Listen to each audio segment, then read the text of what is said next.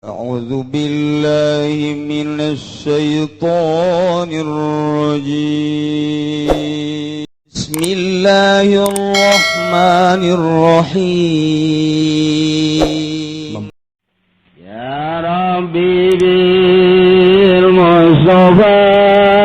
بلغ مقاصدنا واغفر لنا ما مضى ya wasi'al karami urang boga wiridan asup ke alam jin aja teu boga kuncina tuh terus bae di alam jin terus bae mantak Bung Karno istimewa kunaon lantaran manehana mawauh jeung raja jin bisa asup ka nagara jin masyaallah tah urang mun nyaritakeun ilmu Bung Karno emang kumaha nu mantak Bung Karno mah diberes sasalaman jeung raja jin cak raja jin ieu cincin pake ku maneh ieu lamun deuk berjuang nyaan mantak cincina dipake ku Bung Karno kamari dibikeun ka kula iya buktina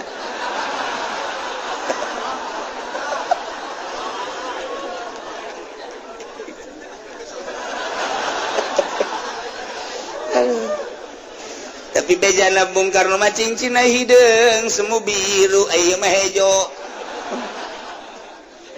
aduh Gusti Allah tak urang menceritakeun Bung Karno emang kumaha kitu bisa nagarkan rajin ngemantak Kiai Zaini mendak kerap nyaritakeun Bung Karno si jelema apa lain lantaran nyana bisa asup ka nagara jin bisa wauh jeung jin-jin hiji nomor kaduana baheula waktu mendak kerap jadi leuweung nyana mah bisa ngobrol jeung maung eta mah di negara urang keneh kos kieu biasa tapi nyana bersenyawa jeung maung ngobrol jeung gajah ngobrol jeung buaya ngobrol Bung Karno ketika manehna asup ka nagara jin teu kadeuleu ku urang wauh lah nyana jeung raja jin moal anggeus urang nyaritakeun Bung Karno nu nyaho keaslian Bung Karno masyaallah henteu kudu Bung Karno sanajan kuari ge kuari pisan aya ieu kuari pisan ge aya anu nyahoeun nagara jin sababaraha urang hiji di Bogor geus bebeja ka kula nomor kaduana nu geus nyaho ka nagara jin teh orang Karawang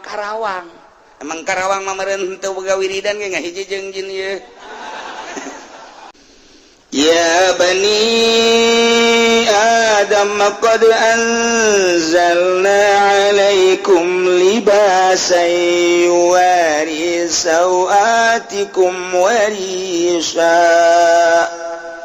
wallahu a'lamu bimuradihi ya bani adam anu mantak teu khusus ka Kangjeng Nabi Adam tetapi Gusti Allah khitab teh ya bani Adam ka seluruh anak cucu Kangjeng Nabi Adam lamun anak cucu Kangjeng Nabi Adam mah tu berarti terus ka urang ge ka urang Cikupa ka urang Bojong ka urang Sepatan geus puguh urang Pasar Kemis mah jajanna mah narurut teu kudu dicaritakeun di Pasar Kemis mah kadang-kadang nurutna oper.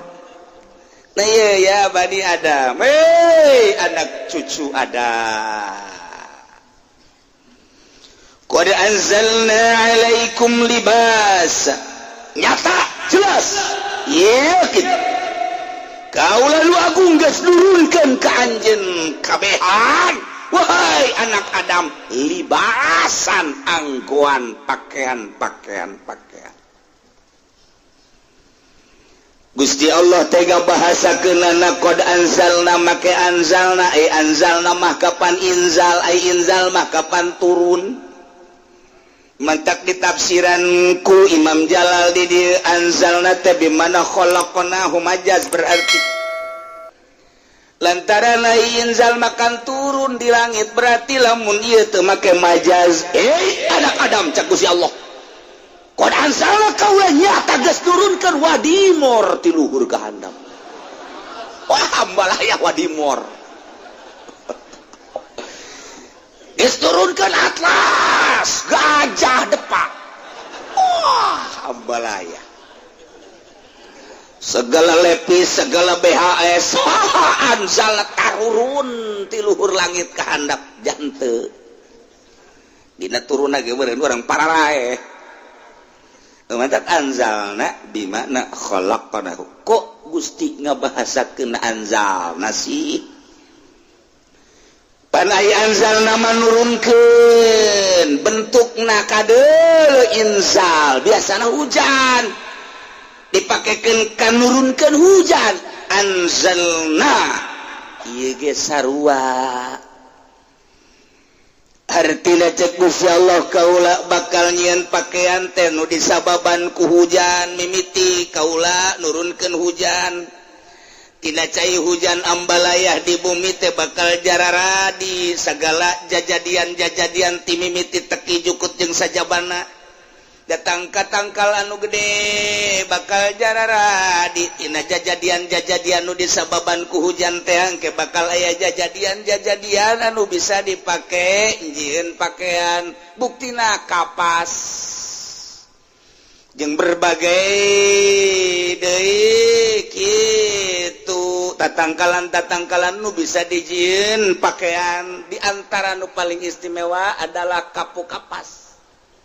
Di urang mah lain kapuk kapas aya ge kapuk anu luhur teh tangkalna naon tangarana rangdu eta ge bisa ku urang di alaan haju dijejal-jejalkeun jadi anggal jadi kasur tiis geunaheun jasangan sing hade tadi jerona sok aju tarareas kana hulu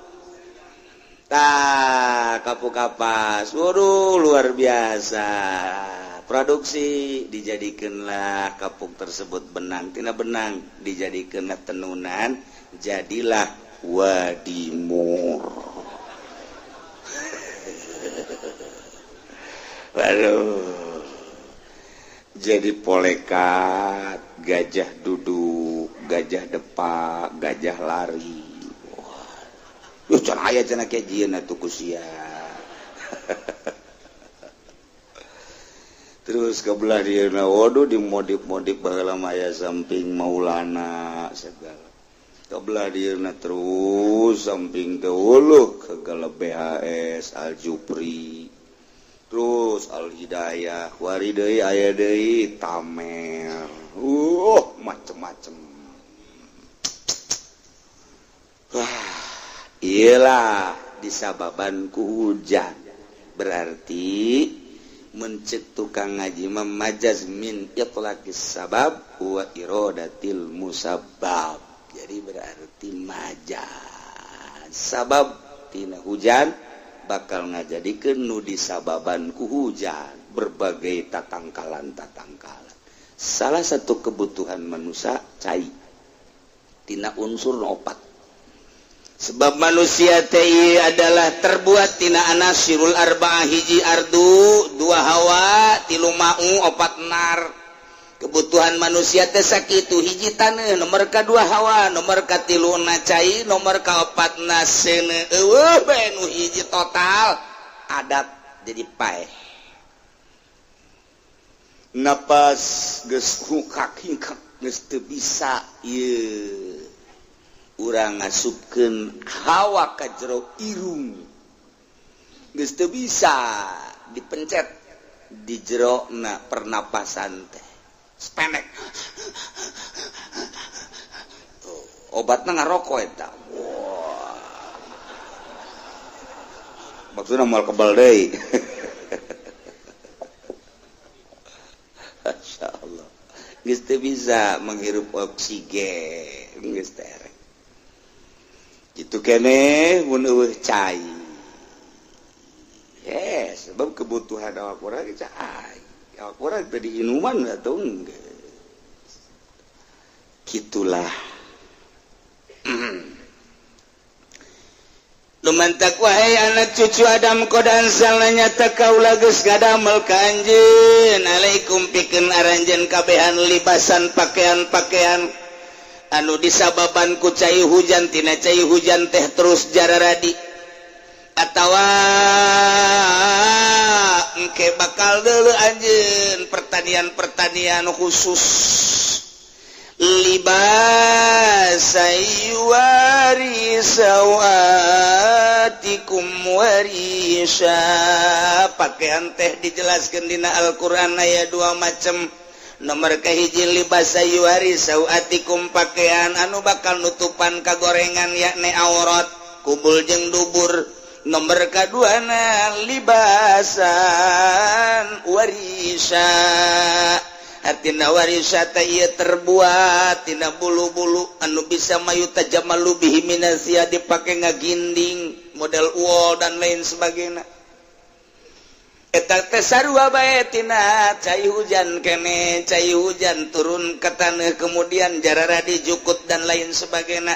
Didaharlah ku binatang embe dan lain sebagainya orai didalahar embe sapi munding onta jadi kuari ngagedean hewan dipotong dipencit maka ieu kulitna bisa dijadikan pakaian buluna bisa dijadikan pakaian bulu embe gembel bulu sapi bulu onta berbagai bulu bisa dijadikan ke uol gitu kene kulitna dibawa di Tangerang, di Bogor, di Cianjur, di Sukabumi, dibawa ke Garut, dibawa ke Bandung.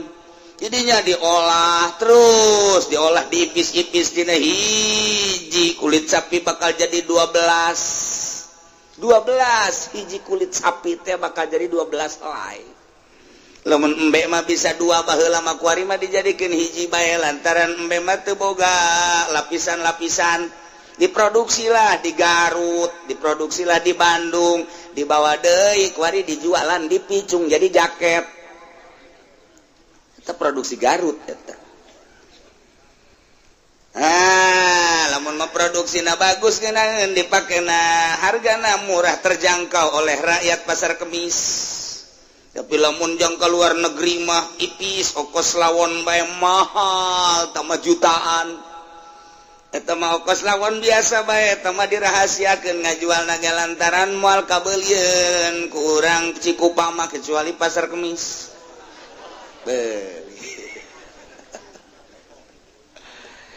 Dipakelah di luar negeri saha nu makena penyanyi ternama Elvis eta make buatan Garut sebenarnya calanana teh nu herang-herang teh teh kulit buatan Garut dipakai deui ku Mick Jagger eta teh kulit buatan Garut sebenarnya mah gitu dipakai deui ku Aljero kulit buatan Bandung eta sebenarnya sia seserian heran aing mah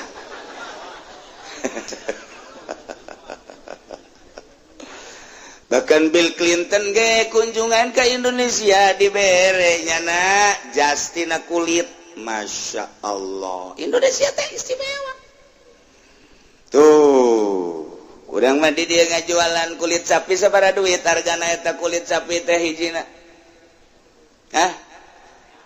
hijina sabaraha hiji salembar gede bisa ente mangsa 100.000 ente 100.000 lah ke 100 behelana ulah sok murah-murah loba tukang kulit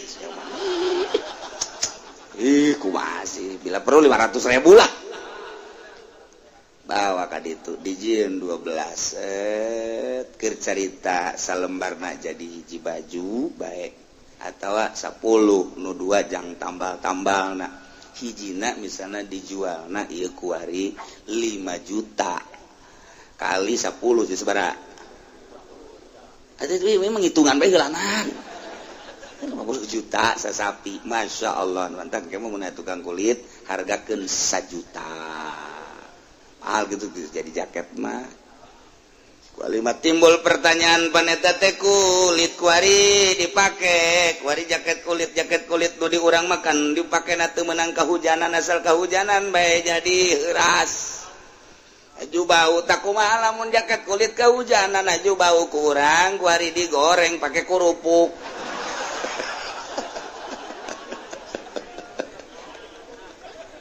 jak kulit pada tadi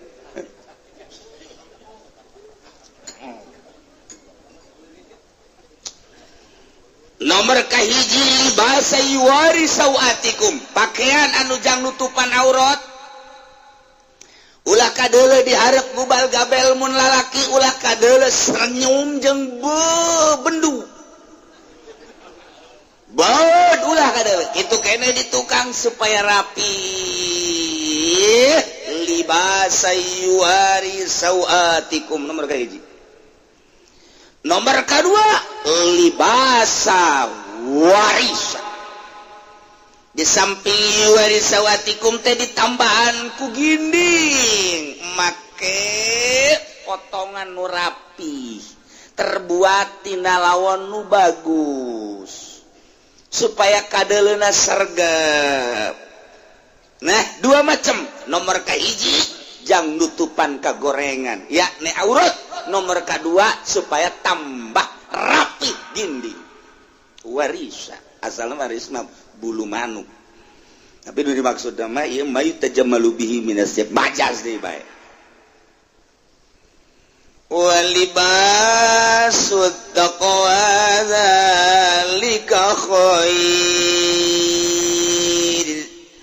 Walibasut taqwa ari pakaian takwa teh eta zalika khair, eta pakaian anu luar biasa bagusna di antara dua pakaian nu hiji pakaian anu jang nutupan sauatikum, nomor kedua pakaian anu jang ngaginding-ginding. Nah, di antara nu dua walibasut taqwa pakaian takwa nujang kadeleuna ku Gusti Allah rapi, kadele ku makhluk rapi pakai nutupan aurat, eta teh zalika khair. Berarti libasut taqwa jatuhna kanu pertama naon libasa yuwari sauatikum, pakaian nu pakai nutupan aurat, iya pakaian anu khair bagus. Cek sawareh malibasut taqwa teh pakaian-pakaian anu paranti ibadah ka Gusti Allah, dipake salat ka Gusti Allah, dipake berjamaah ka Gusti Allah, jang berjamaah salat berjamaah perkumpulan pengajian dan lain sebagainya. Etalah libasut taqwa, etalah zalika khair. Nomor kaduana, nomor katiluna libasut taqwa teh ieu pakaian-pakaian paranti takwa ka Gusti Allah, pakaian paranti perang, pakaian-pakaian perang termasuk tameng-tameng perang. Ieu libasut taqwa dibandingkeun jeung pakaian-pakaian nu dipake sehari-hari. Ieu pakaian perang nu paling istimewa, zalika khair. Terakhir Imam Jalal baga jelaskan libasut taqwa teh al-amalus sholih, horeng pakaian teh patali jeung akhlak jeung pagawean anu soleh, pagawean anu sesuai jeung aturan Allah Subhanahu wa taala. Aya jelema ginding jasa make sapari luar biasa bagusna beut ti luhur ka handap manen necis seragam disebut berem lain, disebut hidung lain, disebut koneng lain, putih lain. Wah, ieu mah PNS hebat. Di dieuna make kenong gede luar biasa. Wah, sapatuna ge herang bisa pake ngaca. Dek lempangna ge kudu ditiupan ku hadamna besi aya kokotor. Fu teu meunangnya nama aya kokotor. Tapi ternyata pakaian nu sakitu bagus teh terbuat tina Wall England. Wadah, ngaputna ge geus teh sembarangan, kudu nu ngaputna ge di Jakarta bila perlu di Singapura. Teu beunang sembarangan ngaputna ge lantaran ieu mah pan pejabat tinggi ti gubernur kaluhur menteri embu make pakaian raradutan cara urang, tapi ternyata horenganan sebatas pakaian doang. Salat henteu, puasa henteu, maling terus. Nah iya kadang jelema make pakaian bagus amal lo goreng, eta teh min jumlah kitu make pakaian sataranjang teh jelema kos kitu. Pakaian bagus tapi teu ibadah ka Gusti Allah, eta teh sataranjang hakikatna mah. Tapi aya jelema pake pakaian biasa bae, kadang-kadang meuli lagi di mingguan dirinya bari ngaji, aju kurang duit lagi ngahutang ke minggu hareup dibayarna. Aju minggu hareup pohoan terus bae teh dibayar. Tapi nyana salat, ieu pakaian sederhana tetapi nyana amal soleh. Eta istimewa. Masya Allah. Geus amalus sholih, sumtul hasan. Kalakuan nu bagus eta jadi pakaian ka urang. Nu paling istimewa mah pakaianna bagus, secara zahir hartina bagus teh rapi pake nutupan aurat. Ditambah kumayuta jamalubi lantaran ditiritah Allahu jamilun yuhibbul jamal. jadi dirapi-rapi pakaian lantaran bersyukur ka Gusti Allah lain hayang ka alam ku makhluk ditambah ku amal soleh berarti makan zahir batin didele dina zahirna sergap ditambahan ku pakaian batin amal soleh waktu salat waktu puasa waktu zakat waktu haji waktu sedekah cawaden zahiron wa batina masya Allah. Jadi nomor kahiji ieu pakaian nutupan aurat. Nomor kedua ditambah deui untuk berhias sebagai papaes supaya indah. Kadeleuna disesuaikeun lamun nu kuru ulah make nomor ceting. Asok aya awale kuru jasa awak tinggal tulang maka pakaianna merecet jasa. Aduh calanana anu nyitak teh itu kene bajuna masya Allah nya jangkungnya kuru maka pakaianana merecet ya mamun aya buah tinggal diajul bae ku nyana eta karana teu necis jadi berarti kudu rada digambringan saeutik geus kadel rapi nu neuleuna salakina jadi indah. Jelema lintung masya Allah susuna ge segede ember gede jasa bujurna pohar jas giblek waduh make pakaianna gua gedean atuh mah sarua jeung barongsai ya Allah teu saraga. Jadi dirapi-rapi ku wae potongan kieu ku potongan kieu potongan ieu teh supaya sinergis antara suami jeung istri. Karena mun di imah neuleuh pamajikan rapi, kan moal ka mana salakina ai keur di imah mah.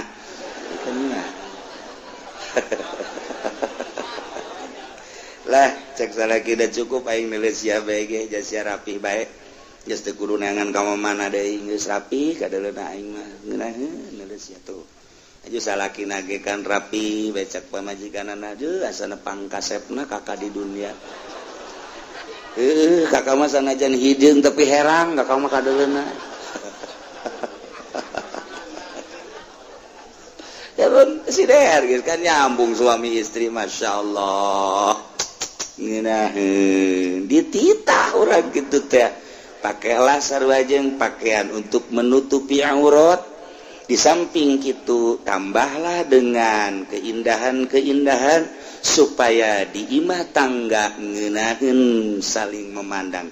Ieu teh khususna ka Kangjeng Nabi Adam jeung Siti Hawa, umumna jang anak cucu Adam jeung Siti Hawa. Libasut taqwa zalika khair, pakaian nu paranti takwa eta lah nu paranti anu dihebatkeun manu hebat. Paranti salat, paranti ngaji libasut taqwa. Zalika khair kitu keneh libasut taqwa paranti perang zalika khair eta nu hebat atawa ieu libasut taqwa libas taqwa teh nu jang sakadar nutupan aurat libasut taqwa zalika khair ditambah ku amal-amal saleh ieu mah bagian batin kalakuan nu bagus zalika khair ieu kabeh zalika min ayatillah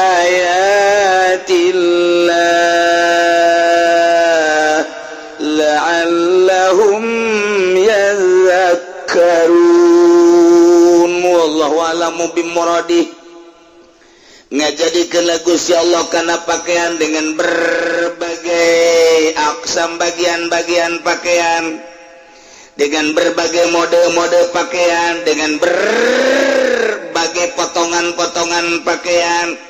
Jeung dibuat dari berbagai bahan-bahan, aya nu tina kapas, aya nu tina dangdaunan, aya nu tina talokop-talokop, aya nu tina kitu kulit-kulit kayu, aya nu tina bulu embe, aya nu tina bulu dan lain sebagainya. Ieu kabeh zalika min ayatillah. Etalah tanda-tanda ayat Gusti Allah, tanda kebesaran kekuasaan Gusti Allah. Urang kuari cecampuran di dia make pakaian teh berbagai-bagai macam potongan, berbagai-bagai kitu dasarna, berbagai-bagai kul naon gitu ngaranna dasarna. Nah ieu aya nu tina tapamatek, aya nu tek-trek. tina pitoron anu tina hero anu tina sipon macam-macam eta zaman-zaman baheula. Oh datang ka kuari nu alanyar macam-macam eta teh kaluarna mah teu jauh tidak matek jeung istem. Pangheulana di urang aya istem di Tangerang. Pohara jasa asal geus ngomong gawe di mana di istem. Hebat amat orang tukang sapuna. Kos kuari besok babe jauh alhamdulillah Kiai saya kerja di mana di bandara asa pilot bae pun orangnya ngadenge di bandara teh asa pilot bae Masya Allah renganan di luarin bandara. Is bagus penting digaji bae lah. Naila kabeh zalika min ayatil dalil kakawasan Allah. Mun ku Allah teh diturunkeun cai kemudian teh jarara ditatangkalan kapas nu jadi tangkal kayu nu jadi embe onta pararaeh urang bisa sataranjang deui endeu kumaha teh jahara rese nu mantap ketika turun hujan teh urang ngadoa ka Gusti Allah bersyukur alhamdulillahirabbil alamin ku sebab hujan dialah jaradi segala rupa kapas di Kalimantan jararadi nu dipelak nu teu dipelak idinya langsung dikemas dibawa ke Bandung dibawa ke Tangerang jaya pabrik tekstil di urang teh dibawa ke Surabaya kadang nu meuli nama urang Sumatera dijual di Tangerang dijual deui ku ari ka nu produksi tidak kapas bae ge jelema jadi hartawan jadi jutawan miliuder Masya Allah. Bersyukurlah ka Gusti Allah ieulah tanda kebesaran Gusti Allah subhanahu wa ta'ala. Ti mimiti anu melakapasna kemudian anu manenna kemudian nu ngemasna karyawan dibawa ka Tangerang kemudian transaksi jual beli kapas dirinya sabaraha ton apa sabaraha kontainer dibawa lah ku ari ka pabrik-pabrik tekstil. Ti mimiti patani kemudian kadang tangkulakna dibeli ku bos di dieu diasupkeun dak urang mah kuari tarima make alhamdulillahirabbil alamin teh nyaho ieu dibuat tina naon ti mana asalna tinggal bersyukur ka Gusti Allah subhanahu wa ta'ala. Na ieulah zalika min ayatil maksudna kembalikan ke Allah ieu teh tanda kebesaran Allah tanda kemahakuasaan Allah la'allahum yazakkarun manawa para kupar diharapkeun seluruh manusia teh eling ka Gusti Allah nu antukna engke ngimankeun bahwa Allah teh adalah pencipta langit bumi katut eusina iman atuh ka Gusti Allah. Urang mah kuari alhamdulillah make pakaian geus teu nyaraos saha nu melakapasna saha nu jadi tangkulakna di mana diproduksina ku urang kuari mah geus dinikmati dipake kuari ku urang dipake ngaji dipake salat ieulah zalika khair libasut taqwa. Tapi batur coba nu sagedengeun urang beuh make pakaianna mararahal tapi teu iman ka Gusti Allah nyana agamana Konghucu nyana Buddha nyana Hindu nyana Protestan Kristen Katolik dan lain sebagainya tah geus dibere nyaho ku Gusti Allah awas ieu teh tanda kebesaran Allah la'allahum yazak ingat sia ka aing cek Allah Idi aya iltifat cek ahli ma'ani ma'ai tadi di luhurna qad anzalna alaikum khitab tapi di dieu kunaon la'allahum gaib teu la'allakum yazakkarun endahan la'allahum yazakkarun bagian ilmu ma'ani teh mangarana iltifat panjang kurang mun dibahas. Jangan anu ngaralti mah ngaji geus ngaji johar makrun ngaji ukudul juman pasti para raham tama mun teu poho. Ayeuna teu ngaji mah tuh ngaji tafsir ngaji hadis teu mondok geus ulah diharapkeun beres. Nu mondok ke kacaletot bae. Oh mah nu teu mondok mah. Mantak wawanianan budak sakola ngahartikeun Quran, wawanianan. Eta bahasa model hitop, bahasa model majaz, bahasa model kinayah. Deuk kumaha ngahartikeunana, degungkeun habak jelema kos kitu. Mondok heula sia. ngartikeun Quran mah eta bahasa kitu. Aju naon maksudna? Wal iltifat wa nah, ieu iltifat teh kos kumaha. Nah, engke naon rahasiana? Ieu teh kahara resep. Aya majaz teh aya majaz mursal, aya majaz isyarah. Kemudian dirinya aya alaqah, aya korena. Deuk ngamajazkeun teh teu sambarangan. Kemudian ngamaksud ngamajazkeun teh naon eta Gusti Allah di dinya. Masyaallah. Aju di dieu teh aya bahasa kinayah engke, aya bahasa iltifat. Eta kumaha? Kos karitu mun teu mondok. Aya nu mondok ti leuletik Haji Pendi di kampung pondok tapi teu ngaji, bodoh terus-terusan. Tamati orok datang ka paeh bakal di pondok bae nya mah. Ya bani Adam la yaftinannakumus syaitan kama akhraja abawaykum minal jannah. Ya Muhammad cek Gusti Allah nu mantak didongeng-dongeng ge ieu para rasul para nabi imimiti bapa moyang urang dikisahkeun ku Gusti Allah dina Al-Qur'an engke bakal panjang luar biasa kadituna kabelah dieuna engke bakal aya dongeng Kangjeng Nabi Idris ke Kangjeng Nabi Nuh ke Kangjeng Nabi Hud ke Kangjeng Nabi Daud ke Kangjeng Nabi Lut terus kabelah dieuna Kangjeng Nabi Sulaiman didongengkeun terus para nabi Musa Nabi Yusa kabelah dieuna Kangjeng Nabi Isa alaihi salam diakhiri ku Kangjeng Nabi Muhammad sallallahu alaihi wasallam. Ieu para nabi dikisahkeun dina Al-Qur'an teh ieu supaya jadi ibrah lima yasmauha bagi jelema-jelema anu ngadenge teh ieu supaya jadi contoh jadi tergugah hatina nu bagus bisa diturutan anu gorengna engke bisa dijauhan. Tujuan daripada ngisoh-ngisohkeun para rasul ieu supaya jadi ibrah hate. Ketika urang ngadenge teh Kanjeng Nabi Adam kan urang berpikir eta bapa urang kunaon make maksiat di sorga.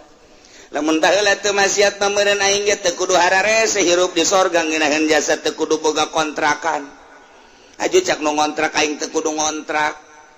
Aju cek nu tani aing teu kudu macul segala ngawaluku. Aju cek tuh nu di kantor meureun aing lah meureun teu berpikir ka dinya. Ulah ngomong kitu lantaran Gusti Allah geus ngajelaskeun inni ja'iluka fil ardi khalifah. Tinggal eta memang kesalahan Kangjeng Nabi Adam ku urang ku ari dijadikeun ibrah. Cacak-cacak Kangjeng Nabi Adam salah mah tetep bae ditundung ku Gusti Allah komo aing tah kuduna kitu. Kanjeng Nabi Adam bae salah jeung Ibu Hawa ku Gusti Allah diturunkeun tina nu mulya sorga diturunkeun ka bumi anu hina. Eta teh anu kesayangan Gusti Allah atuh komo aing sapira aing meureunanan pangkat teu boga derajat teu boga aju aing maksiat bae terus meureunanan ieu deuk diturunkeun ka mana ieu aing deuk diturunkeun ka mana.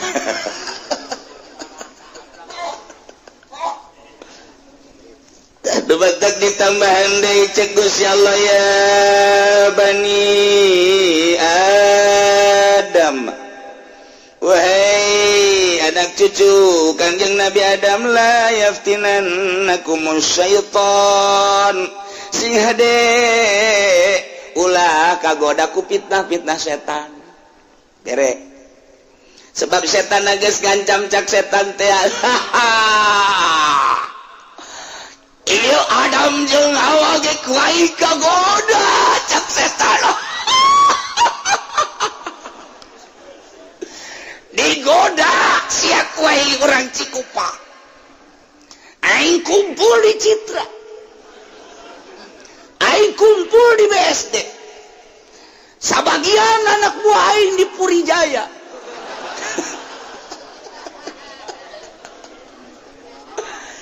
Pokoknya aing wal mundur cak setan ku aing sia digoda dek di mana bae posisi sia anu dagang asongan ku aing bakal digoda anu dagang lapak kuaing bakal digoda, nu dagang karung kuaing bakal dikarungan.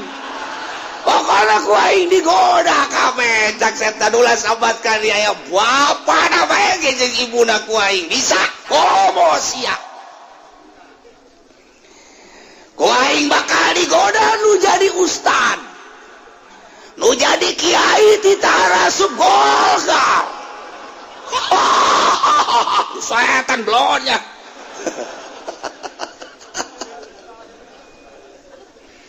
Pokoknya mah jelema kuaing bakal digoda ti tangredet kabeh. Dengan dasar kebutuhan kita nyimpen duit di bank deposito abeh ngadaharan taina. Ayo kuaing nek digara roda supaya ka Mekah melalui bank, pinjaman ti bank. Geus teh jauh duit nu halal nu haram. Kuaing bakal digoda. Kiaina kuaing bakal dijadikan sponsor. Sial teh setan goblok. Masya Allah. Kuaing bakal digoda ku cewek-cewek. Cewek bakal marah recet nge bacalana-calanana. Aduh, apemna bakal kadeuleu kuaing. Ping-pingna bakal disingkap-singkapkeun kuaing, dadana bakal dibuka-bukakeun kuaing. Aduh, SMS-na dilancarkeun kuaing ujian. Digoda kajen ku kumaha ge. Geus kiai heula nu kuaing digoda. Ustad nu kuaing kobo tukang tabligh mah geus kuaing ceramah digoda jasa. Tial ta setan. Aduh. Terutama nu aya di pamarentahan ti mimiti RT. Datang ka lurah kuaing pokona mah bakal ditiupan ceulina. Camat-camat bakal dituntun bupati segala gubernur komo presiden mah. Aduh, kuaing sia bakal ditutur-tutur ke mana bae ge. Sia. Waduh, teh setan sial jasanya. Setan di mana sia tempat sia? Tempat aing di Tangkal Asem. Tangkal Ambon, pusatnya di Tangkal Beringin. Waduh, setan ngancam setan. Cek Gusti Allah ya Bani Adam, anak Adam nu aya di Cikupa, di Bojong Balaraja, Cipondo, Ciputat, Ciledug. Kos kabeh santero, Serang, Pandeglang kabeh anak Adam. Awas. Layak tinana kumu setan ulah kagoda ku pita setan sia sing hade kajenteun setan ngancam ka sia sebagai anak Adam deuk di goda siana bae ulah kagoda carana kumaha Gusti supaya ulah kagoda ulah boga HP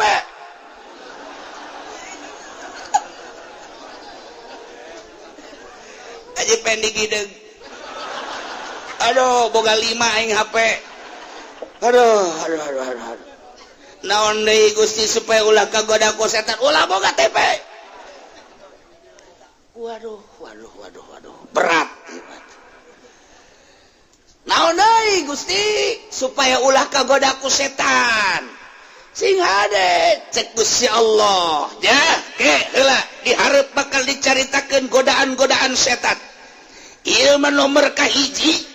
Sing ada ulah kagoda ku pita-pita setan, ulah kagoda ku rayuan-rayuan maut setan. Kama akhraja abawaikum minal jannah, sakumaha setan ngaluarkeun bapa moyang anjeun di sorga kulantaran digoda ku setan. Ulah seperti bapa moyang anjeun nu digoda ku setan. Sing ada setan. Lantaran setan tepan baheula yanzi'an human libasahuma liuriyahuma sawatihima barang Kangjeng Nabi Adam jeung Siti Hawa digoda ku setan teh kapan arucutan pakaianana teh daekeun nempel di Kangjeng Nabi Adam lantaran Kangjeng Nabi Adam ditundung dek diturunkeun ka bumi libasahuma pakaianana liuriyahuma supaya katembong gogorengna dasar tangkorak setan nu ngagoda na akhirna atuh katembong liuriyahuma sawatihima kokotor kagorengan anu aya di Kangjeng Nabi Adam jeung Siti Hawa teh katembong kuariku gara-gara setan sebab setan main lahu yarakum huwa wa qabiluhu min haitsu la tarawnahum nya nama setan ngapaneulekeun ka urang ngagoda nangeunah dek dihareup dek digigir dek ditukang dek diluhur dek dihandap dek urang keur hudang dek urang keur hees nya nama yarakum huwa wa qabiluhu setan maneuleuk ka urang jeung kanca-kanca setan balad-balad setan, anak buah setan, komplotan setan. Urang mah teu neuleuh kapan nyana mah neuleuh ka urang, tapi urang mah min haitsu la tarawnahum. Tina tempat urang teu neuleuh ka setan, ayu setan mah neuleuh ka urang. Ngagodana ngeunaheun jasa, urang mah teu neuleuh ka setan, deuk kumaha nangkisna. Deuk kumaha nangkisna lantaran urang boga besi teu bisa ditangkiskeun ka setan sebab setanna teu kadeuleu. Urang boga cimande teu bisa ditangkiskeun lantaran teu kadeuleu. Urang boga silat, karate dan lain sebagainya teu bisa ditangkis ku nu koskara itu lantaran setan teu kadeuleu. Ayeuna neuleukeun ka urang innahu yarakum huwa wa qabiluh. Nya nama neuleukeun bae ka urang kuari ge aya tadi dia sia tadi uci ngomong-ngomongkeun aing bae. Cak setan aing deuk pindah ka belah kenca deuk kadegetan aja pendi. Wah ini ditiupan matanya supaya nundutan. Eta setan dokos gitu sial jata setan. Nyada neuleukeun bae ke belah kulon, ke belah wetan, ke belah kaler mana? Ye anu ngaji ku aing deuk digoda. Ucina keur nyaritakeun setan nya seuseureun. Cak setan teh kajen, tetep cenah ku aing digoda bae. Ku ari geus mulai anu ngaluarkeun HP lantaran sasada. Itu aya belah kulon aya janggian jeung jahe blon teh budak kerjaritakeun setan aya oge aduh siap Masya Allah geus dicaritakeun awas cek Gusti Allah kade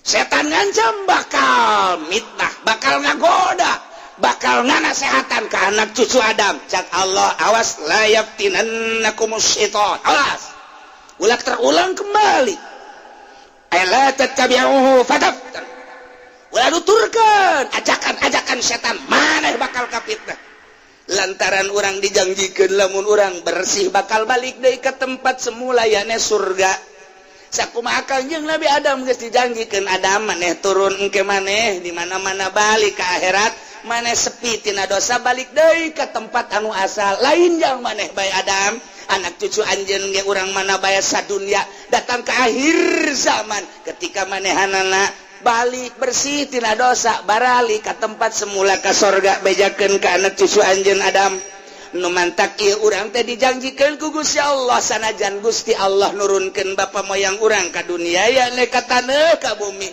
tetap urang bakal balik deui ka tempat semulana ya ku ari ge kapan kanyahoan urang Semarang loba nu geus balik deui ka Semarang pabrikna kuari geus teu jalan.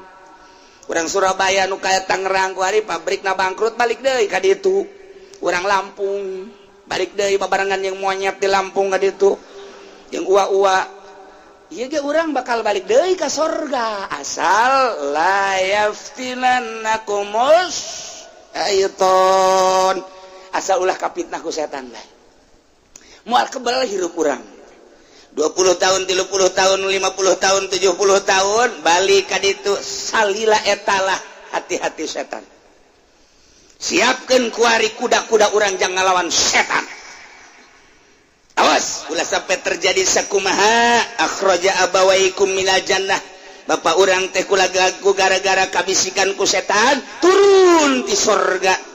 Dipocot pakaian kemegahan jeung kemuliaanana teu make sahlai-lai acan atupan ngeulaeun setan mainnahu yarakum wa qabilu nyana maka urang ngagodana neuleukeun deuk dihareup deuk ditukang deuk digigir deuk diluhur deuk dihandap deuk kumaha bae carana kumaha nyana bae min haitsu la tarawnahum dina tempat anu urang mah teu neuleuh ka setan lamun urang bisa neuleuh ka setan urang jogol we wal poe dogol unggal poe geus ngasa bedog we sia ku aing gerak ka dieu setan teu nyaho ye golok gelut jeung setan eleh urang golok we di kieu-kieu kunaon eta setan teu kadeuleu lilatofati ajsadihim lantaran lembutnya nama jasadna ku Gusti diciptakeunana hatina seuneu moal kacekel seuneu ku sebab teu kacekel kadang-kadang mah kadeuleu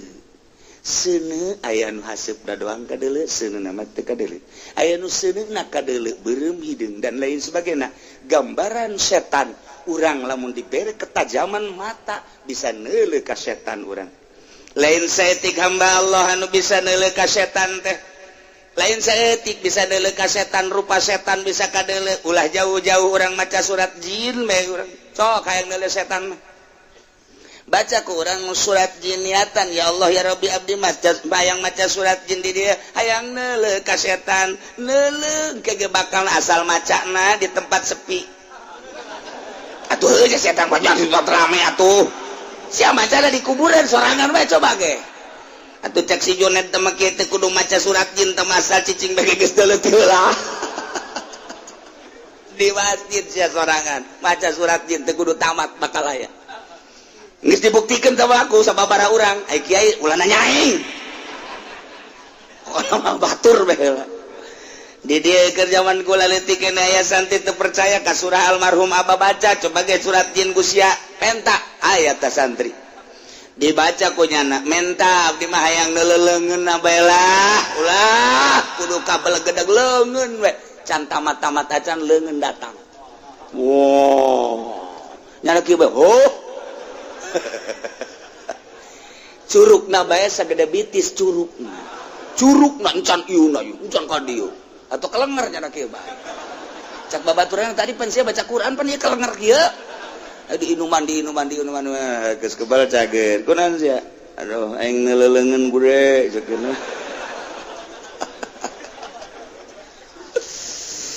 aya lamun urang boga wiridan Tuan Syekh Abdul Qadir tah aya Tuan Syekh Abdul Qadir boga wiridan paranti neuleuh jin ku ge can pernah diwirid-wirid besi neuleuh ya waduh dia ka ditu aya teh set cek Tuan Syekh Abdul Qadir asal geus datang kadinya pasti jasa buktikan baca sekian mun dibaca kurang teh mulai aya mimiti tariris awal kurang tiris amat ya awak ente kebal aya tertrek naon woi ada apa tama incuna masalah tah datang aing teu butuh incu nu gede datang jelema dibere wiridan mencet ieu wirid salamere guruna lain guru mencet mah biasa kan dibere wiridan paranti neuleuh jin atuh begitu dipencet tuh kala luar setan mah lulus setan deui dibere neuleuh lantaran urang bisa neuleuh ka haseup bisa neuleuh ka seuneu berbagai warna seuneu kadeuleuh jin ge sarua setan ge asal urangna dibere ketajaman penglihatan aya wiridanana ulah nu borangan mah kejar di dinya sia ulah geus kono mah boro-boro maca surat jin maca alif lam mim ge geus haya karasana asal penting me dibaca maca yasin a'udzubillahi minasyaitonir rajim bismillahirrahmanirrahim jam 2 macana yasin wal qur'anil hakim innaka laminal mursalin ala siratin ala siratim mustaqim tanzilal aziz sadaqallah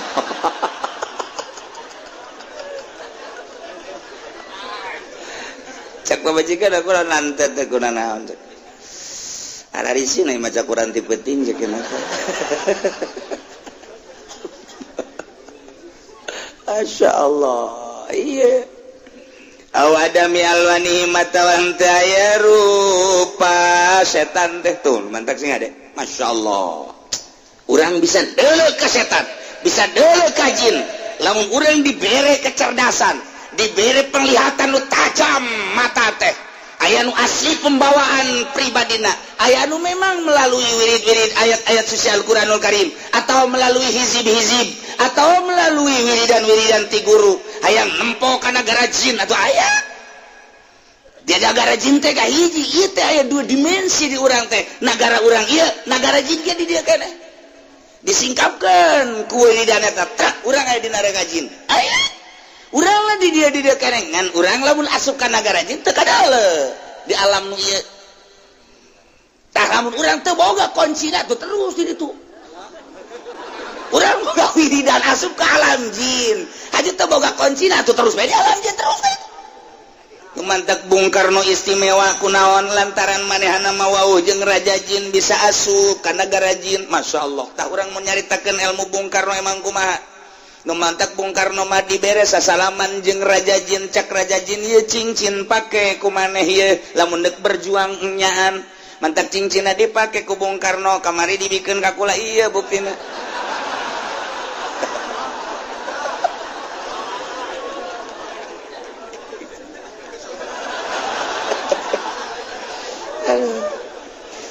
tapi bejana Bung Karno mah cincina hideung semu biru ieu mah hejo aduh Gusti Allah tak urang mah nyaritakeun Bung Karno emang kumaha kitu bisa nagarkan rajin nu mantak Kiai Zaini mendak kerep nyaritakeun Bung Karno si jelema apa lain lantaran nyana bisa asup ka nagara jin bisa wauh jeung jin-jin hiji nomor kaduana baheula waktu benda kerep jadi leuweung nya mah bisa ngobrol jeung maung eta mah di negara urang keneh kos kieu biasa tapi nyana bersenyawa jeung maung ngobrol jeung gajah ngobrol jeung buaya ngobrol Bung Karno ketika manehna asup ka nagara jin teu kadeuleu ku urang wauh lah nyana jeung raja jin moal anggeus urang caritakeun Bung Karno nu nyaho keaslian Bung Karno Masya Allah ente kudu Bung Karno sanajan kuari ge kuari pisan aya ieu kuari pisan ge aya anu nyahoeun nagara jin sababaraha urang hiji di Bogor geus bebeja ka kula nomor kaduana nu geus nyaho ka nagara jin teh orang Karawang emang Karawang mah meureun teu boga wiridan ge ngahiji jeung jin ieu kiai lain lalagan di Karawang aya nungges ngalalakon ka nagara jin nagara jin teh sarua jeung urang ngan aya kerajaan jin nomor kahiji nu terbesar di Banten wah teu lain lalagan teh mentak urang Banten mah kos jin kasurupan Banten belah ditu Banten urang nyebrang maka parahu eta ge kerajaan jin gede keneh dicaritakeun urang Bogor urang di ditu di negara jin teh loba ambalayah wah mutiara emas perak dan lain sebagainya asal daek bae pakaian dan lain sebagainya mun urang mawa segede kieu bae mutiara ti negara jin dibawa ka urang moal kaduitan ja aya nu ngarewas naon wiridanna cenah kieu sia mah kadinya bae pan aduh terus teu beres emang budak ieu mah ieu setan ke urang caritakeun setan jin di negara nang ke dihareup bakal mantak asa ulah ngabesan inna ja'alna syayatina awliya'a lilladzina la yu'minun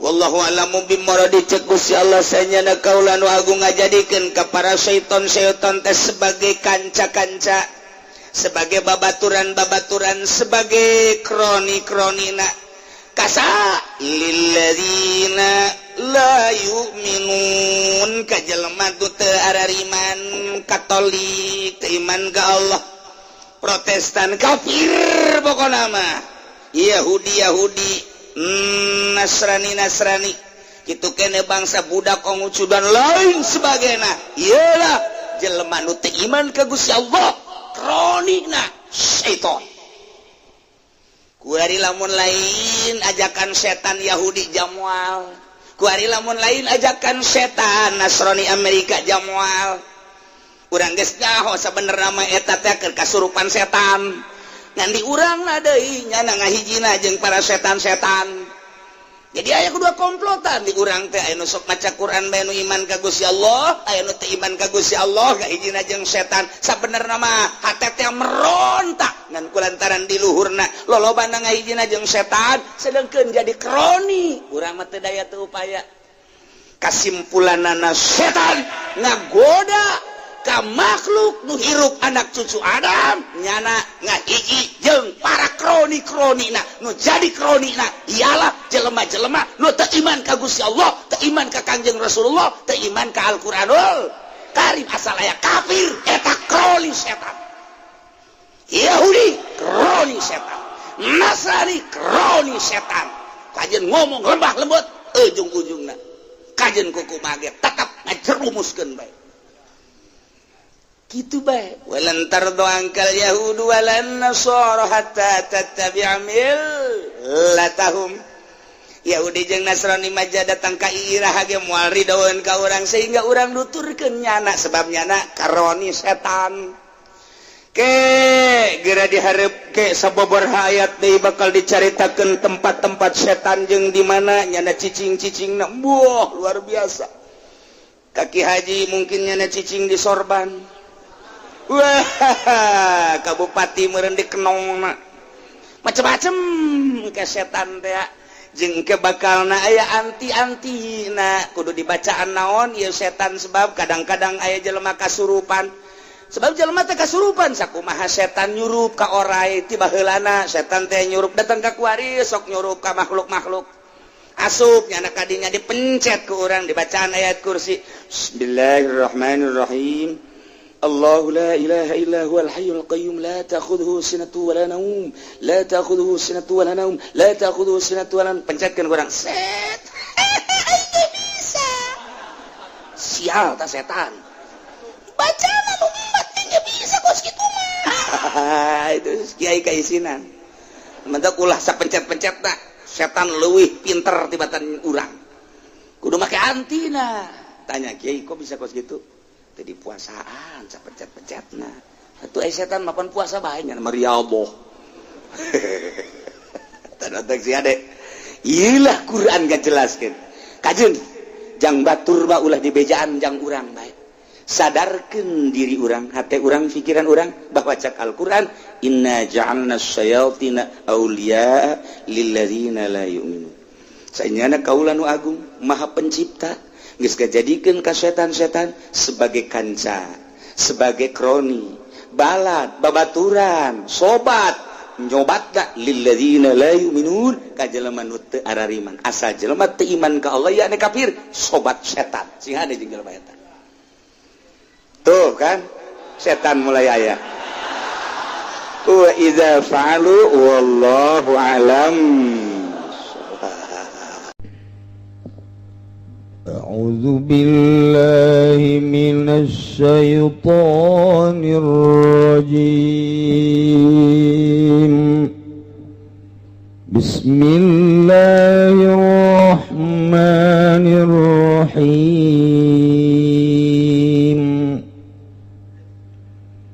يوم يجمع الله الرسل فيقول ماذا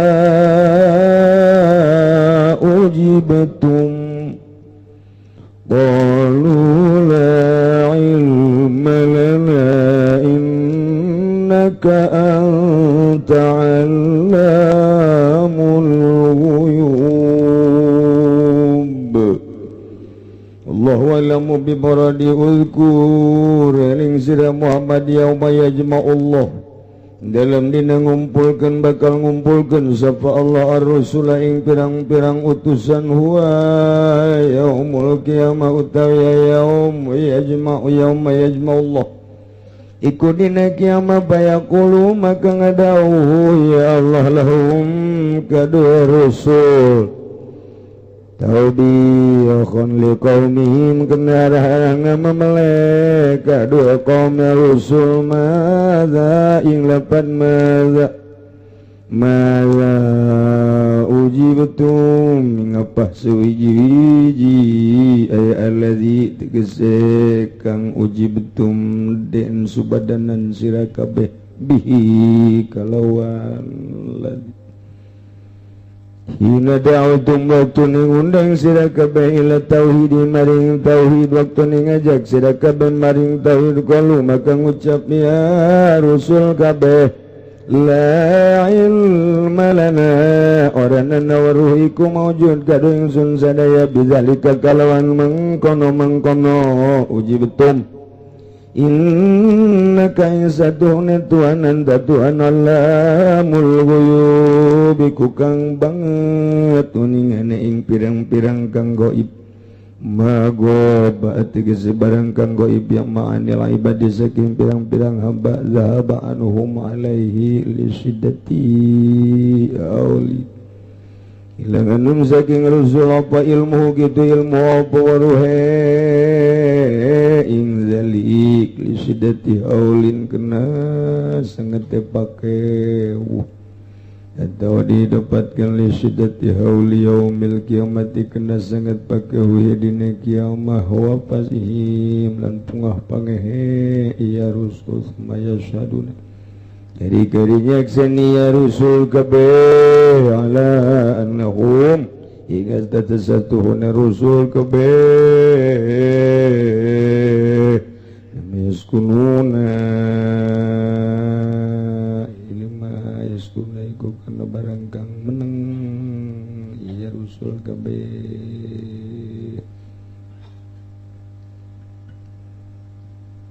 sabada Gusti Allah dina ayat nyaritakeun permasalahan nu patali jeung dunia.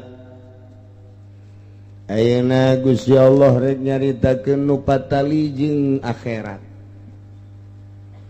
Geus jadi adat dina Al-Qur'anul Karim, Gusti Allah mun nyaritakeun dunia kayak nyaritakeun akhirat. Mun nyaritakeun fase kafir kayak nyaritakeun mukmin. Nyaritakeun neraka kayak nyaritakeun surga kitu bae terus supaya urang teh tergugah teh dek nyaritakeun masalah akhirat Muhammad inget engke seluruh utusan bakal dipanggil ku Gusti Allah. Seluruh rasul bakal dipanggil ku Gusti Allah. Dek ditanya tentang dakwahna di dunia. Ditanya tentang risalahna. Ditanya tentang pagaweana di dunia. Sampai ke mana ngajakan manusia. Sampai ke mana dakwah manusia.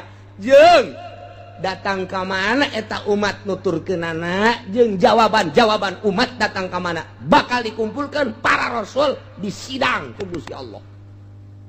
Insyaallah.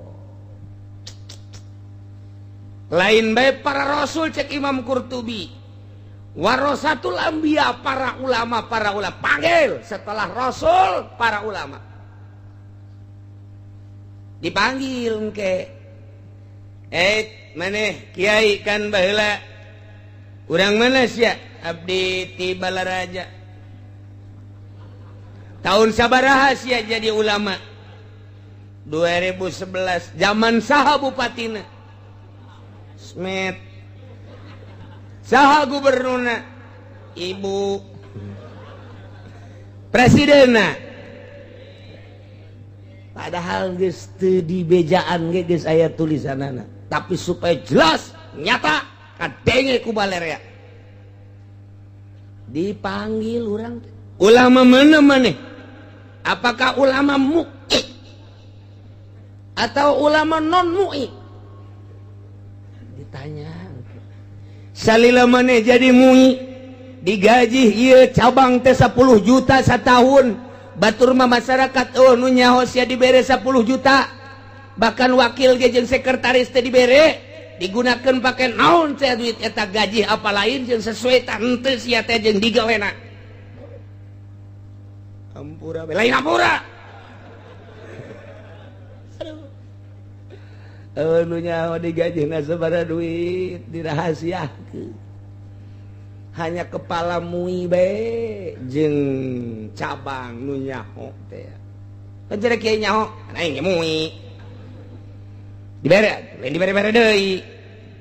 Atuh kieu ge sarua. Aing MUI naon tuh? Dibere ku aing sesuaikeun duitna. Kecuali gede. Gede geus urusanana. Orang di sidang enggak. Ya Kiai di mana ya? Saya Batu Ceper. Kiai Batu Ceper di sidang. MUI bukan? Bukan Pak. Saya salap. Terus bagaimana? Saya ngajakin orang. Ngajakin orangnya pengen di alam, pengen dunia, bagi-bagi Pak. Kadang-kadang pengen dikasih juga sih. Iya, bahaya. Panti itu udah gitu menang dijual belikan ayat la as'alukum alaihi ajro. Ulah sok ayat nu mahal pakai neangan jang sekupi. Iya bakal disidang ke, masya Allah kuari mangeunangan meuli sekupi, meuli Vespa, meuli BMW, meuli Innova, dan lain sebagainya. Kuari, luar biasa muyah main. Engke sia disidang warasatul anbiya bener apa henteu? Insyaallah kan. Inggris. Lamun urang kos kitu Inggris jasa sing ade ulah sok diojol. Ayat nu mahal, ayat nu mulia, ayat nu indah. Ulah sok pake neangan secuil dunia. Boroleutik gede ge pan eta mah hina. Minta kapeungpeureman mata hatena mun aya jelema dakwah nyeun pasantren tapi tujuanana jangan dunia, mata hatena kapeungpeureman tama kos kitu. Engke tanggung jawab di hareupeun Allahna. Masya Allah berat ka bina-bina. Kuarin mah we ya Allah ya Rabbi bantak kurang masantren hayang jadi kiai bae geus bahaya. Masantren hayang jadi kiai bae geus bahaya. Ulah komo tah mah hayang kabeuli anu. Aju aya nu ngeluh, ya kula mah jangan magaan ngaji can kabeulina naon? Blon. Dagang sih hayang kabeulina naon. Ulah nyaritakeun nyai aju teu kabeulina naon, dagang. Itu. Aya deui nu ngomong ki alhamdulillah Pak Kiai, kenapa? Hasil dakwah tuh buat pesantren, hasil dakwah saya lebihnya itu terus beli tanah lagi. Alhamdulillah katanya beli mobil ganti-ganti. Dakwah sih hasil kos gitu. Dakwah maki alhamdulillah berkat dakwah saya cek si siang malingseng sekarang jadi masuk Islam. Eta hebat. Si Tegwan masuk Islam sekarang. Si Cunghin masuk Islam sekarang. Cungir masuk Islam. Eta hebat gara-gara dakwah beneran. Alhamdulillah masyarakat tu tadi teh bisa wudu kiai kuari alhamdulillah rarapi wuduna masya Allah bunga nu tadi teh bisa salat alhamdulillah marhaba aya marhaba kuari tadi teh aya muludan aya tah kitu alhamdulillahirabbil alamin eta hasil dakwah ngaranna teu ojol jeung nanaon lamun teu ojol jeung nanaon cara para wali terus bae marhaba para wali sanga terus ka Banten marhaba na teh terus bae lantaran teu hayang nanaon istuni ngembangkeun agama teh yauma yajma'ullahu rusula ingat ajian Muhammadina poe Allah bakal ngumpulkeun ka para rasul yakni huwa yaumul qiyamah poe eta teh poe kiamah dipanggil ku Gusti Allah seluruh para rasul payaqulu cek Gusti Allah lahum ka para rasul nu dimaksud nama ieu teh deuk ngahinakeun deuk ngamameleh ka kaumna nu teu iman teu nuturkeun ka ajakan-ajakan para rasul-rasul Allah Subhanahu wa ta'ala.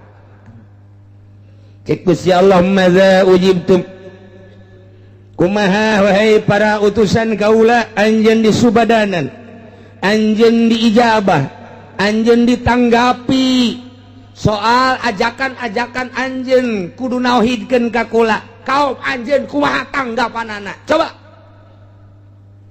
lantaran ditanya teh di timbangan di hareupeunana belah dituna sorga aya jembatan Siratal Mustaqim seuneu ngagebrah-gebrah sekelilingna seuneu malaikat rentul umat loba jasa jadi lain hayang ngajawab para rasul teh inggis ku bisi rempan ku basa aduh kumaha eueuh lu adi ngajawab lantaran dijawab salah teh dijawab salah iya tanggung jawab terhadap umat tentang dakwahnya na luker ditanya ku Gusti Allah kan Gusti Allah mah maha uninga tuh nanya aduh rempan amat besi salah sedengkeun engke kabehan ge bakal ditanya nu ditanya teh urang tapi kapan sungut nutup mata nutup celi nutup kabeh narutup nu ditanya teh lain diri urang nu ngajawab tapi anggahota Al-yauma nakhtimu ala afwahihim wa tukallimuna aydihim wa tashhadu arjuluhum bima kanu yaksibun. Urang ditutup kabeh ketika ditanya leungeun ngajawab. Ketika ditanya suku ngajawab, ketika ditanya beuteung ngajawab, ketika ditanya zakar urang kikieu. Ngomong sorangan. Geus teu kudu hese. Ieu Rasul ge ditanya aduh embung aya nu ngajawab. Kangjeng Nabi ge aya di dinya, Kangjeng Nabi Isa aya, Kangjeng Nabi Musa aya, Kangjeng Nabi Harun, Kangjeng Nabi Sulaiman, Kangjeng Nabi Daud. Berbagai kangjeng, Kangjeng Nabi Lut, Kangjeng Nabi Hud, kabeh Kangjeng Nabi Nus, Kangjeng Nabi Adam, aya kabeh di dinya. Sugan ngajawab. Neraka lantaran jembatan Siratal Mustaqim seuneu ngagebrah-gebrah timbangan geus masang bae kieu. Ditonton ku seluruh manusia imimiti Kangjeng Nabi Adam datang ke akhir umat Kangjeng Nabi urang. Wabeh nangtung tanpa make busana. Dek busana di mana tuh? Jangan tekstil lagi. Pabrik lagi geus bareak geus kabeh. Geus nu make egle eueuh geus. Nu make geus sataranjang geus kabeh. Masya Allah, bayangkeun coba hiji-hiji bakalna jelema di sidang. Kecuali bangsa golongan musyrikin aya bendera musyrikin giring malaikat seuneu nu ngagiringna lantaran arembung ka neraka war kaditu neraka leuleukat tukang seuneu atuh mau tidak mau gebrus bendera kafirin berangkat ber geus singgol ya dek ka mana lumpat malaikat make mamawa seuneu iya munafikin, iya bendera Golkar, ayah di situ, caringin ayah di situ, termasuk PDI ayah di situ, Masya Allah. Kangjeng Nabi diberi bendera ku Gusti Allah, dibikeun 7 bendera. Kangjeng Nabi diberi bendera hiji dibikin ke Kangjeng Sayyidina Abu Bakar Siddiq bendera Siddiqin. Kedua dibikin ke Sayyidina Umar bendera Adilin. Ketilu dibikin ke Sayyidina Utsman bendera kitu non Zahidin. Keopat bendera dibikin ke Sayyidina Ali. Kalima dibikin ke Sayyidina Hamzah. Terus ke genep, terus ke 7 bendera. Silakan. Pasangkeun umat kabeh nu golongan Siddiqin milu nu golongan terus berbagai bendera anak buah Kangjeng Abu Bakar Siddiq ngebogaan bendera dibere ku Abu Bakar Siddiq ya besi temahi bendera para ulama bendera tersebut dibikin ka hakna masing-masing jadi kayak kelompok-kelompok hei itu rombongan mana cenah itu Mui berangkat Masya Allah ngeri ngeyeuh nu bisa ngomong ditanya ku Gusti Allah wahai para rasul mada ujibtum kumaha tanggapan umat anjeun kumaha jawaban umat anjeun kumaha reaksi umat anjeun ketika anjeun ngajak tauhidkeun ka kaula qalu cek para rasulullah ilma lana teterang abdi mah maksud teterang teh lantaran atuh Gusti Maha Uning teh kudu nanya ka abdi cek para rasul isin abdi bade tumaros besi abdi salah ngajawab Gusti abdi teh pan diutus ku Gusti titah ngembankeun agama nauhidkeun ka Gusti ngajakan ka umat bahwa abdi teh Rasul Gusti. Kaditu namanya ngakeun ka Gusti sadaya-daya ja Gusti Maha Uninga. Aya buku-bukuna di para malaikat-malaikat. Abdi mah besi kacaletot nyarita Gusti la ilma lana. Teu aya katerang abdi mah. Teu aya kanyaho Gusti hal eta mah. Ka ieu teh lain berarti bener-bener teh nyaho, lain. Lantaran dula-dula beuh ka dieu neraka, ka dieu seuneu, ka dieu singgalebrah seuneu. Rasul bae saking ku sieun, sieuna teu daekeun ngajawab. Eta pangkat Rasul geus teu bisa ngajawab di BAP ku Gusti Allah. Lantaran rempan jasa sieun, lain teu nyaho padahal mah. Kangjeng Nabi ketika dianiaya ku Abu Jahal, Kangjeng Nabi Musa ketika dianiaya ku kaumna, Kangjeng Nabi Isa ketika diudag-udag ku Nasrani, kabeh ge nyararaho boga jawaban masing-masing. Ketika Kangjeng Nabi Nuh dikucilkeun ku kaumna, ketika Kangjeng Nabi Lut diciduhan dicaci baki, nyarahun kabeh ge. Ketika Kangjeng Nabi Sulaiman hampir diusir ku kaumna, termasuk Kangjeng Nabi Daud. Ketika Kangjeng Nabi Daud ngadoakeun khusus ka Kangjeng Nabi Sulaiman sebagai putrana oge ka makhlukna, tapi tetep makhlukna kaumna mencaci maki ka Kangjeng Nabi Daud. Baroga jawaban masing-masing tapi kabeh ngomongna serempak. La ilma lana Gusti teu aya katerang abdi. Sieun ngaharepan Gusti. Urang oge kuari urang lamun sieun ka Gusti geus moal daek menta-menta acan. Sieun ka Gusti teh lantaran urang mah teu boga ilmu ka sieun ka Gusti teh berani bae. Berani bae urang mah terus bae. Digawe encan menta mah geus terus bae. Salat kurang tapi menta malah mah nyawad ka Gusti. Gusti asana kieu amat ka aing. Urang beberean jadi ka aing mah ka aing mah. Hei salat henteu ai kos kituna di wada. Tinggal malaikat. Ya.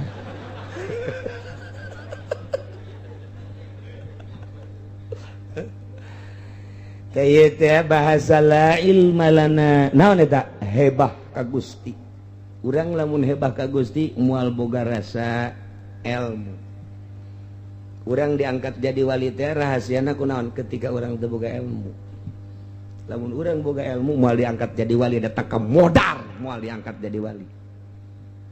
Lamun urang geus teu boga ilmu karak diangkat jadi wali. Atuh bodoh berarti. Tuh sia mah kitu bae sih. Hartina teu ngarasa boga ilmu. Lamun geus teu ngarasa boga ilmu kakarak timbul tawadu.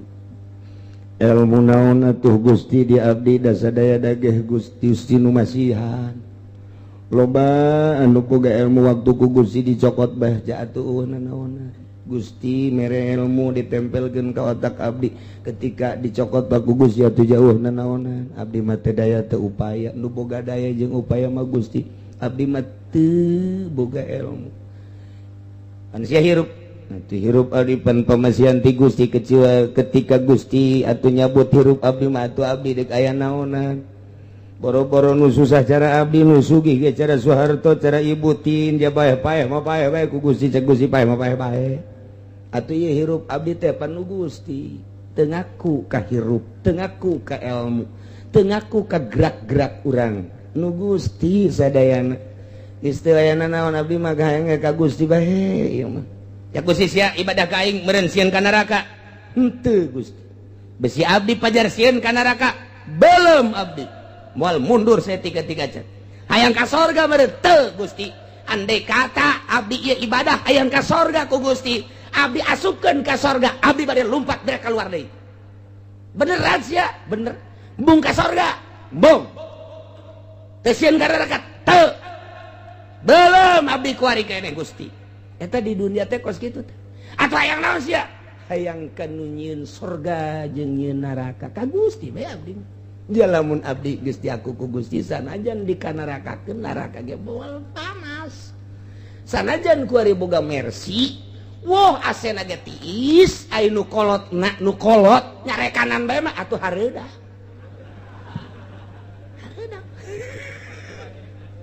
Urang naik mobil di sisi diri nu kolot ngocoprak asena tiis ge hareudah geus kieu deui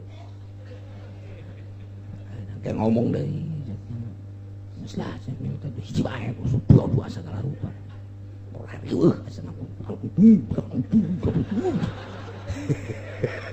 untung teu nabrak ge untung teu nabrak asena digedekeun deui cak tina nomor 20 letikeun nomorna 18 hareudang teh emang urang teh neraka eta jero mobil teh neraka sebab naon aduh sekelilingna ieu AC tinggal AC tetep bae teu nyaman tapi lamun urang jeung nu kolot di jero mobil cak nu kolot teh ai kula malah atuh sapira jadi pendamping ge kapake andai kata atuh deuk balik mangga henteu balik ge teu nanaon abdi mah doakeun we kakak nu penting mah abdi mah ulah dicerai jeung deui atuh abdi mah hayang ka surga hayang menang ridho kakak masyaallah. Ya Karim Gunung Karang gede hate leuwih gede tibatan Gunung Karang. Waduh, ieu mah Rubiatul Adawiyah sana ieu mah ieu. Tis teu kudu make AC teu kudu tis mobil ge. Tis mobil ge masyaallah rem ge ngadadak bagus. Henteu endut-endutan. Nah ibadah teh lamun urang masih kene boga rasa masih kena boga rasa pinter masih kena boga rasa bener teh ngahalangan hijab teh bisa orang masih kena boga rasa bener atuh enggeus moal naik moal jadi wali moal urang teh dihareupeun Gusti pinuh ku dosa Gusti batur nu pinuh ku dosa abdi mah leuwih pinuh batur memereungan setengah dunia abdi mah liput dunia ge ku dosa abdi nyanggakeun sadaya-daya Gusti tah geus teu boga rasa pinter teu boga rasa gagah teu boga rasa sagala rupa berarti urang lamun masih kene salat nyekelan syariat sesuai jeung Fathul Muin moal jadi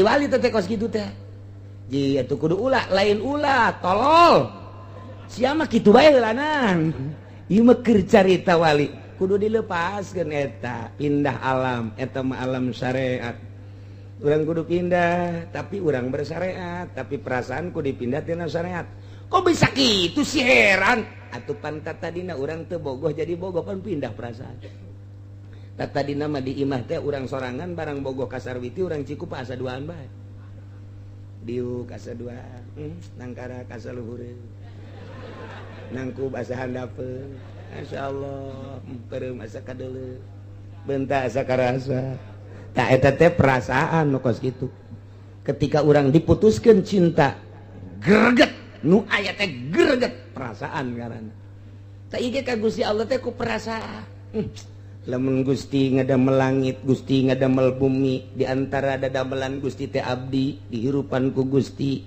atuh Gusti teh babarengan bae jeung abdi izin amat abdi mun nonton TV Gusti kantaran Gusti teh pan babarengan bae jeung abdi izin amat mun abdi ngridit cak Gusti teh meureun sia ku hayang-hayang tinggalna dunia kok padahal mah bakal ditinggalkeun kok make jeung maksakeun teuing izin urang teh ka Gusti mulai kerenyed izin boro-boro di luar di jero kamar ge da Gusti mah teu kahalangan ku nanaon pandeuleukeun bae di jero kamar ge urang ge diuk ge masih kieu neuk ka kasur ge ka kasur gisin Gusti awak abdi kudu di kasuran embol-embolan kieu ya isuk pagi atau mah abdi teh bakalna dikubur lah eueuh nanaonan bakal langsung kana taneuh abdi mah bade di taneuh bae Gusti ngan make kasur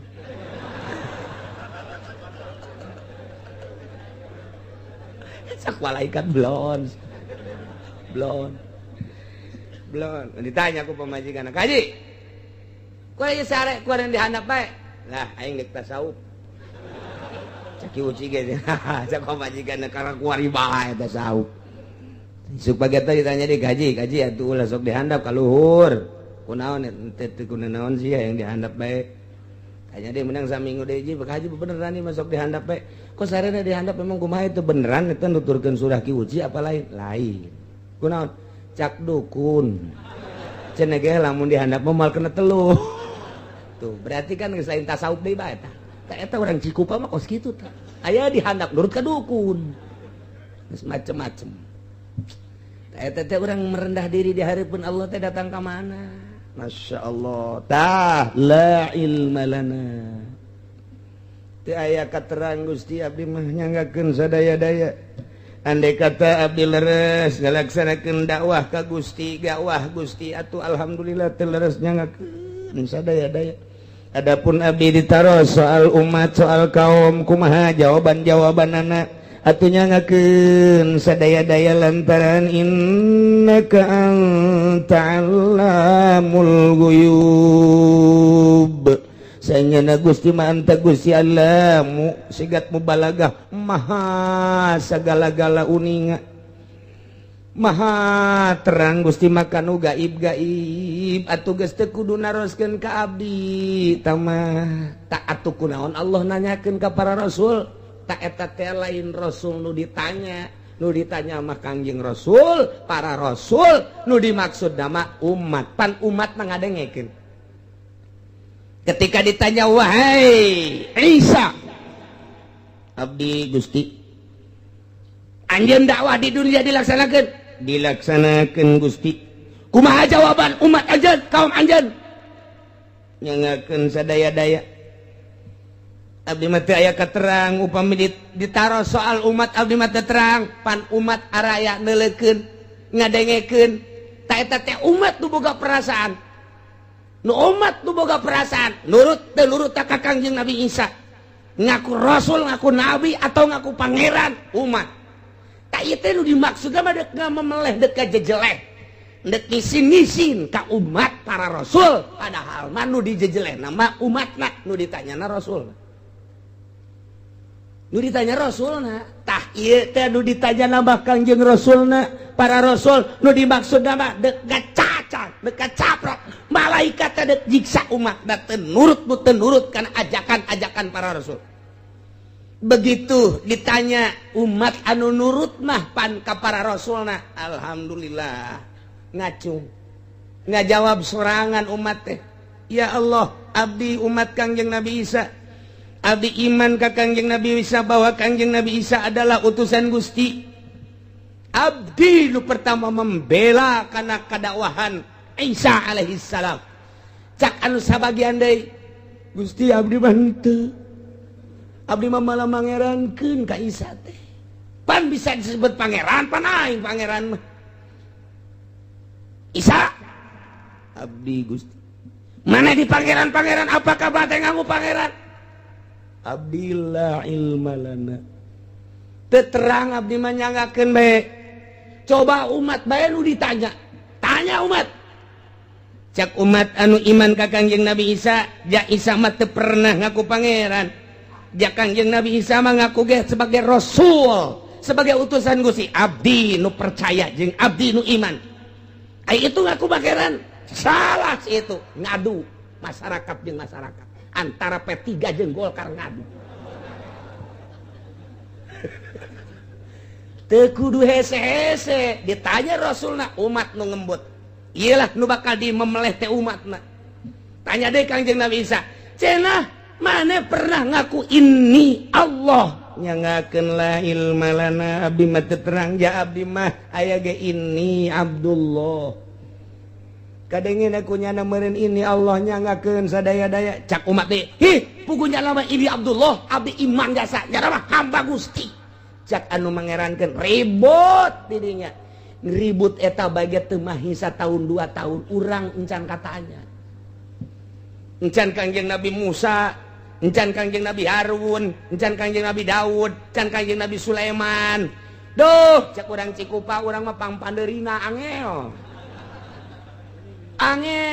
cenah urang mah ieu kulantaran karunyaeun Kangjeng Nabi ka Gusti Allah ka Kangjeng Nabi Muhammad mah umat Muhammad heulakeun mana urang Cikupa abdi sangaran soleh abdi dalam bukuna pan main kartu balulu dia heulakeun geus mangga diheulakeun ka mana Gusti neraka pan abdi soleh soleh ge ngaran doang buku sia KTP doang si soleh neraka cak si soleh alhamdulillah kunaon sia mun diheulakeun deres bae cenah sakieu teh pokona ka sorga ka neraka diheulakeun mangeureun bae pan diheula-heulakeun urang Bojong urang Cikupa urang Blaraja brus